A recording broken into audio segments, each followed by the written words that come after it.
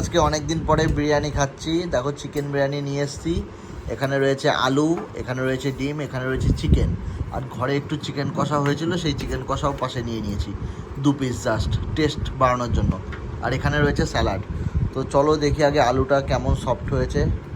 ওহো, হাত দিতেই তো গলে যাচ্ছে, আলুটা দারুণ সফট হয়েছে। আর এখানে রয়েছে ডিম মুরগির, আর এখানে রয়েছে চিকেন। চলো চিকেনটা একটু দেখি কেমন সফট হয়। চিকেনটাও বেশ ভালোই সফট হয়েছে। আর পেয়েছি লেগ পিস, আমার পছন্দের পিস। দেখো খুললেই ভেঙে যাচ্ছে। দেখো দারুণ সফটনেস, চিকেনটা দারুণ হয়েছে। আর রাইসটাও বেশ বড় বড় চাল, দেরাদুন রাইস, তোমরা দেখতেই পাচ্ছ। আর এখানে রয়েছে চিকেন কষা।